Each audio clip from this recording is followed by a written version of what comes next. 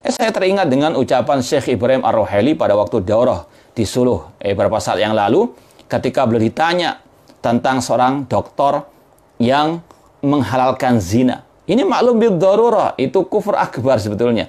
Ya. Tapi kata beliau tidak boleh bagi penuntut ilmu, bagi dai untuk langsung menvonisnya kafir. Karena masalah seperti ini perlu untuk ditegakkan hujjah lagi. Iqamatul hujjah. Mungkin dia punya syubhat, punya takwil.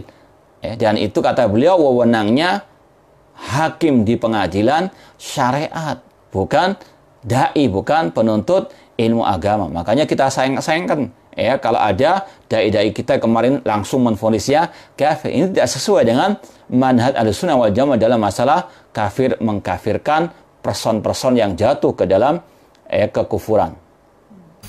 Bismillahirrahmanirrahim. Mungkin maksud si Ustadz ini tidak sesuai dengan akidahnya Murji'ah.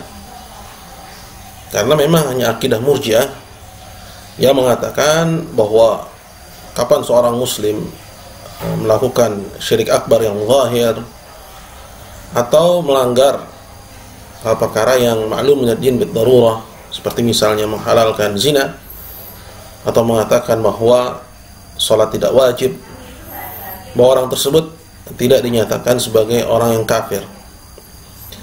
Adapun mazhab Ahlussunnah wal Jamaah, seperti yang kita ketahui dari keterangan para ulama semenjak Syekh Muhammad bin Abdul Wahhab rahimahullah ta'ala sampai sekarang ini, seperti Syekh Shalih Al-Fauzan hafizahullah, mereka menegaskan bahwa persoalan itu ada dua macam. Yang pertama yang disebut dengan masail zahirah, masalah yang terang, persoalan-persoalan yang gamblang. Apa yang dimaksud dengan persoalan yang gamblang? Yaitu perkara-perkara yang dikenal secara darurat, populer sebagai bagian dari agama Islam. Tidak ada bedanya antara orang yang berilmu dengan orang awam, di mana masing-masing mereka atau semua mereka mengetahuinya. Seperti misalnya tentang wajibnya sholat 5 waktu, wajibnya puasa Ramadan, haramnya zina, haramnya babi, anjing, dan seterusnya. Ini perkara-perkara yang populer dikenal, atau istilahnya ma'lum minad din bid darurah, di mana pengetahuan tentangnya antara orang alim dengan orang awamnya itu sama atau rata. Nah, dalam persoalan seperti ini mengingkarinya, orangnya langsung menjadi kafir, keluar dari Islam, kecuali orang yang tinggal di pedalaman atau orang yang baru masuk Islam. Maka orang yang tinggal di pedalaman mungkin mereka tidak tahu. Begitu juga orang baru masuk Islam, maka mereka harus diberitahu dulu. Seperti itu takrir para ulama Ahlussunnah dalam mengingkari perkara yang ma'lum minad din bid darurah. Adapun kasus seperti misalnya seorang dosen yang menghalalkan zina, ya ini jauh berbeda dengan pengecualian tadi. Ya, pertama dia tinggal di peradaban, bukan tinggal di pedalaman, orang yang sudah lama masuk Islam, bahkan bukan orang yang bodoh. Ya, dia seorang dosen dan tentunya memiliki ilmu. Saya heran, kok bisanya dikutip dari Syekh Ibrahim Ruhaili. Apabila memang demikian akidahnya Ibrahim Ruhaili, maka ini bukan akidah Ahlussunnah wal Jamaah. Dan saya menduga memang seperti itu keadaannya, seperti yang dijelaskan oleh Syekh Jarbu dalam kitab beliau Al-Burhan. Nah, persoalan yang kedua adalah persoalan yang masuk kategori yang khafiyah, yang samar. Nah, persoalan yang samar ini adalah persoalan yang hanya dikenal oleh orang-orang berilmu dan tidak diketahui oleh kebanyakan orang. Nah, dalam persoalan ini mengingkarinya maka tidak langsung dikafirkan. Saya ingin ingatkan bahwa pembagian ini ada dalam hadis yang populer yang dibaca oleh sighar talabatul ilm, bahwa pembagian persoalan-persoalan ada yang terang dan ada yang samar. Yaitu dalam hadis di mana Nabi mengatakan innal halala bayyinun wa innal harama bayyinun wa bainahuma umurun mushtabihat. Yang halal itu terang, yang haram itu jelas, dan di antara keduanya ada persoalan-persoalan yang sama. Syekh Abbad hafizahullah ta'ala menerangkan bahwa perkara-perkara itu ada 3 macam. Yaitu yang pertama yang halal dan jelas kehalalannya, yang kedua yang haram dan jelas keharamannya, dan yang ketiga adalah perkara yang tidak diketahui apakah dia termasuk perkara yang halal ataukah dia termasuk perkara yang haram oleh kebanyakan orang. Namun segelintir orang seperti para ulama tahu bahwa dia tergolong kepada hal yang haram atau tergolong ke dalam hal yang halal. Jadi hadis ini diantara sandaran yang valid ya, bahwa persoalan-persoalan itu dibagi menjadi 2 macam. Dan pembagian persoalan menjadi 2 macam dalam bab takfir seperti ini justru rahmat. Ya, di mana seseorang tidak jatuh kepada ekstrim kanan seperti orang-orang Khawarij yang mereka berlebihan dalam mengkafirkan hingga mengkafirkan dalam persoalan yang samar, di mana seorang jatuh kepada kemaksiatan kemudian dikafirkan. Dan juga tidak jatuh kepada ekstrem kiri, ya, kelompok yang cenderung mengabaikan, yaitu orang-orang liberal yang menafikan takfir, dan serupa dengan mereka itu orang-orang murjiah yang tidak mengkafirkan sampai kalau pelanggaran, sekalipun pelanggarannya dalam persoalan yang terang. Tapi Ahlus Sunnah membagi persoalan dan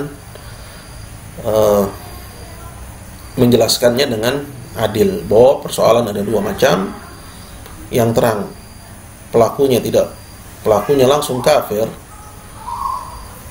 dan bahkan tidak boleh abstain dari mengkafirkannya. Kemudian yang samar maka harus ditegakkan hujjah terlebih dahulu.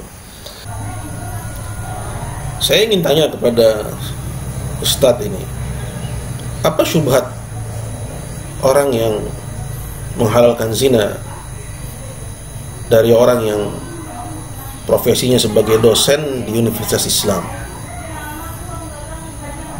Ini hal yang mengherankan. Bagaimana mungkin seorang yang merupakan dosen, guru, masih ada syubhat padanya berkenaan dengan persoalan-persoalan yang terang ini. Di sini saya ingin bacakan sebagai faedah tentunya kepada Ustadz yang bersangkutan dan juga kepada keumuman muslimin, perkataan Syekh Muhammad bin Abdul Wahhab rahimahullah ta'ala dalam persoalan ini. Saya kutip dari kitab Mufidul Mustafid fi Kufri Tarikit Tauhid. Dan perlu untuk diketahui bahwa kitab ini ditulis Syekh Muhammad bin Abdul Wahhab rahimahullah dalam menerangkan mazhabnya Ibnu Taimiyah dalam persoalan takfir, dan juga menerangkan bahwa sebagian orang telah keliru dalam memahami pendapat Syekhul Islam Ibnu Taimiyah rahimahullah. Jadi kitab ini pembelaan dari Syekh Muhammad bin Abdul Wahhab rahimahullah ta'ala terhadap kitabnya yang lain, yaitu kitab Kashfus Syubuhat, di mana dalam kitab Kashfus Syubuhat Syekh Muhammad bin Abdul Wahhab rahimahullah ta'ala telah menegaskan hal ini. Di halaman yang ke-127 dari cetakan Maktabah Rushd, kata Ibnu Taimiyah rahimahullah, wa ana adhkuru lafdhahu alladhi ihtajju bihi ala zaidihim, dan aku akan sebutkan teks dan redaksi ucapan Ibnu Taimiyah yang dipakai oleh orang-orang yang menolak takfir muayyan dalam membela Zaid, membela kesesatan mereka. Jadi kitab ini ya jelas-jelas di samping menerangkan mazhab Ibnu Taimiyah dalam masalah takfir muayyan, juga menerangkan bahwa penolakan terhadap takfir muayyan itu adalah Zaid. ya, itu adalah kesesatan. Qala rahimahullah, berkata rahimahullah, maksudnya Ibnu Taimiyah, anni min a'dhamin nasi nahyan, bahwa aku adalah orang yang paling kuat melarang, an yunsaba muayyanun ila takfir, dari menuduh seorang muayyan, person tertentu, ila takfir wa tafsik wa maksiyah, menuduhnya sebagai kafir, fasik, atau pelaku maksiat. Illa idza ulima annahu qad qamat alaihi al-hujjah ar-risaliyah, melainkan atau kecuali apabila telah diketahui bahwa orang itu telah tegak atasnya hujjah risaliyah. Maksudnya sudah tahu ada nabi diutus atau nabi menyampaikan sabdanya berkenaan dengan persoalan yang diingkari. Allati man khalafa kana kafiran taratan wa fasiqan ukhra wa 'asiyan ukhra. Di mana hujjah risaliyah ini, barang siapa yang mengingkarinya, maka dia kafir atau fasik atau disebut sebagai pelaku maksiat. Selesai perkataan Ibnu Taimiyah. Jadi ini redaksi yang sering dipakai oleh orang-orang yang menolak takfir muayyan. Seperti yang kita dapati di masa kita sekarang ini, banyak mereka mengutip kalimat ini.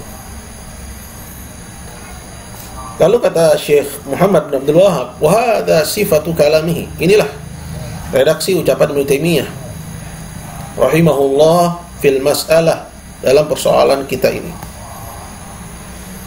Fi kulli mawdhi'in waqafna alaihi min kalami, pada setiap tempat yang kami dapati dari ucapannya.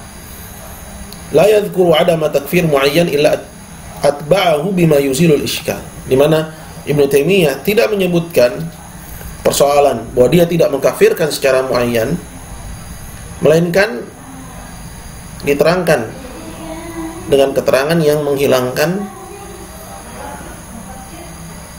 al-iskal, menghilangkan ya kerumitan dalam memahami persoalan. Apa itu? Annal murada bit tawaqquf an takfirihi, bahwa ini maksud bahwa beliau itu abstain dari mengkafirkan muayyan qabla an tablughahul hujjah, adalah sebelum sampai kepadanya hujjah. Wa ma idza balagatul hujjah, adapun apabila orang tersebut telah sampai kepadanya hujjah, hukima alaihi bima taqtadihi tilkal mas'alah, maka orang itu dihukumi sesuai konteks pengingkarannya, min takfirin atau tafsikin atau maksiyah, apakah dianggap sebagai kafir, fasik, atau pelaku maksiat. Jadi simpulannya apa? Bahwa Ibnu Taimiyah tidak mengkafirkan muayyan melainkan setelah sampai kepadanya hujjah. Artinya Ibnu Taimiyah mengkafirkan secara muayyan. Kemudian berkata Syekh Muhammad, wa sarraha radhiyallahu anhu, ya di sini tulisannya radhiyallahu anhu, anna kalamahu aidan fi ghairil mas'alati dhahirah, dan beliau menerangkan, maksudnya Ibnu Taimiyah menerangkan bahwa ucapannya tadi itu ya pada selain persoalan yang terang. Apa maksudnya? Maksudnya bahwa seorang muayyan tidak langsung dikafirkan menurut Ibnu Taimiyah sampai ya atau hingga sampai kepadanya hujjah. Nah, tapi hal yang demikian itu ya bingkainya dalam persoalan yang samar, bukan dalam persoalan yang terang. Kemudian Syekh Muhammad bin Abdul Wahhab melanjutkan, faqala fi raddi 'ala al-mutakallimin, Ibnu Taimiyah berkata saat membantah para ulama ul-kalam, lama dzakara anna ba'dha a'immatihim tujad minhum ridda 'anil Islam katsira, ketika Ibnu Taimiyah menyebutkan bahwa sebagian pimpinan-pimpinan ulama kalam ini terdapat ya pada mereka kemurtadan dari Islam yang banyak. Maksudnya sebab-sebabnya.